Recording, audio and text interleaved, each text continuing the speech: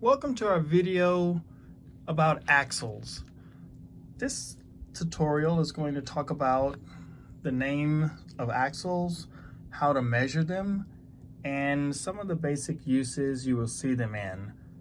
Look for our future tutorials on when axles are used, how to measure lengths and figure out which length you would need, what style of axle you would need, and more extended ways of using an axle. Okay, let's get started. We're going to start off with the big guy here. This one is a rare one, really long, tight axle. This is a 32 length.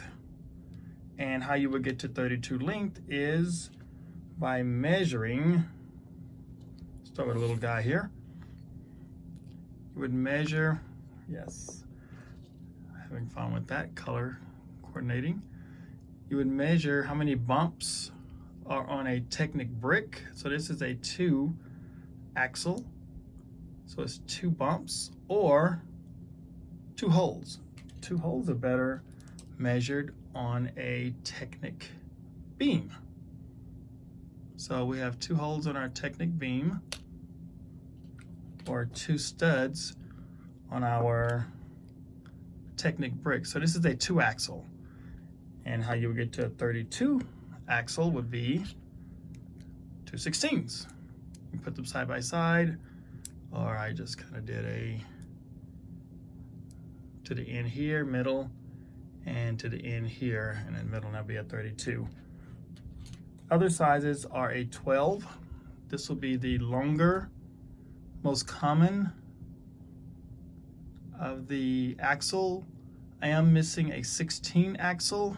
And I didn't realize that until I was researching other size axles and realized I was missing a 16 axle. So that would be an axle that would be all the way to the end here. 12 is the most useful longer one I have. I'll talk about when I use the 32 axle to make a 6-foot Ferris wheel. That was fun. We have our 10 axle, just here. Our 9 axle, and this yellow is a newer color. It's usually in gray. So usually you would have your odd number axles in gray, 3, 5, 7, 9. I should have an 11 in there. I'm missing an 11. Okay. Won't let it stop me. Okay, so we have our 12, 10, 9, which is in yellow and gray, and our 8, this is our regular 8, and this is our 8 flathead. You can see what I mean by flathead, and our normal 8 axle would be able to pass through all the way. I feel like I was doing a little magic there. And then our 8 flat would go through and stop. The really cool thing about the flat part is you can pair up another brick right next to it and still have movement without it coming out the end. Now, what we did in older days, we would have a axle here, and we would have to add a bushing to the end to keep it from moving. And as you can see, you wouldn't be able to put something next to it, so you'd have to offset it and literally build around it. So that model would look, let's see if I can get this here. You would have a model here that was started up, and then you would have the extended part of your model actually going around that bushing, which would not allow your structure to be as rigid as it could be. So, or you could use a half bushing size, which is 0.5 bushing. You could have it there, which would allow it to have less of a presence. Now you have a flathead in most axle sizes. So this is an 8, lays on flat, does really well under pressure when you're turning it, and stays really stable inside. And let's see if I can get this to focus here. You see that little concave area there? That's always been there for the axle, so that allows you to, that part to build it. I love Lego when they do great things like that. Let's get down to the number 7 axle. Number 6, which they started doing the even numbers in red. They were black before, except for the 2. The 2 was black as well. Then they came out with the red for more of the education, and it starts flowing through most of the models. But the black would be the 2, 4, 6, 8, 10, 12. And of course, the 16 is white and black, and the 32 I've only seen in the black. It's rarely new the last few years. And we have the 5. This is the 5. This is a 5.5. So yes, I should have said the 5.5 first. Here we are, 5.5. So this one has been around for a while.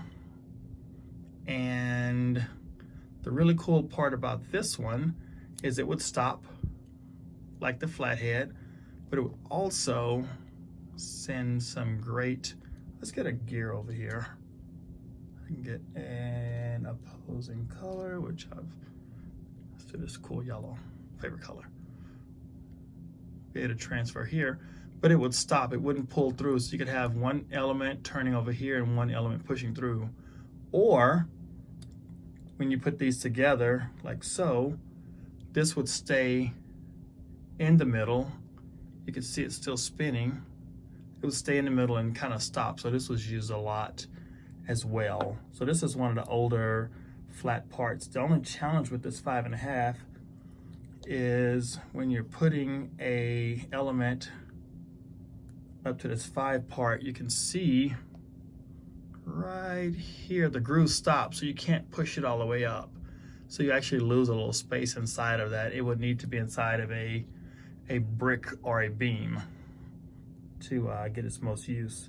And that allows it to spin freely and not have those small bumps that the axle will have, although they're smooth.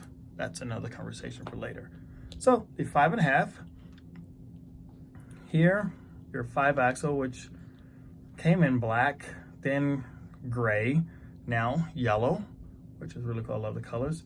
And then your flat head 5, which is gray, and this comes in a darker gray. I call it education gray because they have the darker gray, and then the retail has a lighter gray sometimes, most of the times. Now they're all under the Lego group together, which is fantastic as well. And I think I mixed those up. So those are the 3 5s. And we have a 4, and I believe they have a 6 flat head as well now. And I don't have access. I don't have one of those yet. I'll have to order it. 4, which is a really common number. And then the 4 flat, which came out, I believe, right after the 8 flat. So the 8 flat came out with one of the Mindstorm sets that I was using, and then I believe it was the earlier, I believe it was the EV3, and the 4 came out with that as well. And then you have a 4 for the EV3 as well that I received most of these in. And the difference between a regular 4 and this 4, you see that smooth? It is smooth part right here, which allowed it, if you see my video on 21 volley 7 gun salute, you can see our shooter. And the shooter allowed the motor to turn right here and the axle to just turn here. You'll notice that smooth part fits mainly really well, really flush right inside of that, and it doesn't allow it to wiggle as much, and it doesn't cause a lot of friction. It's more frictionless than you would have just an axle pushing through. If you really feel it, you can feel the 4 grooves that are in there, that cross section. So enough about the 4 piece here. You have your 4, and then you have your 3.5. So why do we have a 3.5? I'm glad you asked. 3.5. So I can get that in there. 3.5 is a great piece, and this is the older one as well. They use this on a lot of the NXT Mindstorm. And what allowed it to work well was you would put this in and it would allow it to turn really well, but allowed this little extra space here. That extra space worked well with connecting to like a inside of a beam or a regular Lego system brick. So I'll get a regular Lego system brick and I'll put that right inside of there, and it kind of locks in well. You can get a little movement. It's pretty strong. It's not solid, but it holds in really well. It grabs a good friction piece, and I'll show you how that looks on the inside there. Just kind of locks right into the bottom of that. And I'll show you how much of that is in there. Just a little part right there. So it's a really cool piece to use, and allows it to have a lot of functionality in a short, small area. And the 5.5 allows it to do that as well. I didn't show you. Let me go back a little bit. Show you how much of the 5.5 is actually sticking up there, and how much of the 3.5 is, I think I showed that earlier, I'll do it again now, sticking up there, right above the little ridge part there. Okay. And then we have a 3 flat head there, which I used on the GT Porsche, the orange big Porsche, the GTS RS Porsche. So I used the 3 axle, that's in the front steering column area. And these worked out really well, really close, really tight, and allowed that suspension to really go in. Almost allowed me to camber in the tire, but the tire's too wide. Again, another conversation. And the 3.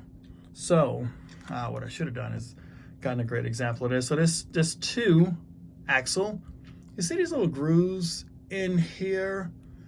When they first came out, they were black and they were just smooth. I'll get a 4. They were just smooth like so. And when this would go into like that's the same color. When it would go into like a piece, like one of these connectors there, you would try to get this in, you couldn't get it out. You were struggling to get it out, and I found creative ways when I first received these, how to get it out, and I damaged a lot of axles that way. And then Lego, as they do a great job with, they noticed that this was a struggle to get out, so they made this groove section here, and it just allows you to grab it, take it out, and you can even use this fantastic element. I know we'll talk about the Lego separator on a different day. There's a lot to know about it, and hopefully you're using this. You have several of these, but you can also get this and pop it out as a lever as well. Get it in your fingers and pop it out. So that's another useful tool there. Get focus back and see if these guys in some kind of line. So this is a great lineup. Oh, 32 jumped out. It's a great lineup of the basic axles here and some of the newer color and pieces. And then we go over here to a flexible axle, which I used in my 21 volley 7-gun salute as well. And it's in an axle category, I'm not sure. It does transfer, so how it would transfer energy would be you put that part in and it would just kind of lock in. Let's see if we can get a really good close-up shot there, how tight that is. Yes, no, there we are. This is inserted in pretty well, and when it turns, it would turn all of that together, and it would work pretty decently without some of the other parts. Wedges in. It does okay. What it allows it to do is when you're using something and you turn it, let's get a different color here. When you're using something and you're turning it, it'll twist a little bit and it'll get a little force into turning the next item. It's a little jumpy, as you can see. My hand is kind of bumpy there, and I use this on the back of the EV3 system. And you'll see some of these in curvature of car models, which allow the model to look really, really good. You can use these for a lot of different elements, for holding things up, making art, as I like to mention. And so this is a 10 flexible flexi axle. This one's a 14, and again, you would just measure, just straighten back out there. Since it's 16 minus 2 is 14. Yeah, actually it's about 14 and a half. Interesting. Okay, so 14, and this one is a 19. And they do have a few shorter of these and some other, I think one other size I don't have represented here. I kind of just want to give you an intro on axles and what some of their names would be, what they would look like, how to measure them for other areas in our builds. Well, thank you. Please subscribe, look for more video. Please look for our other use of our axles as well. Thank you guys so much for joining us and following our journey here. Please look for models these are used in. Thank you so much, and we'll see you next time. Mr. Michael, over and out.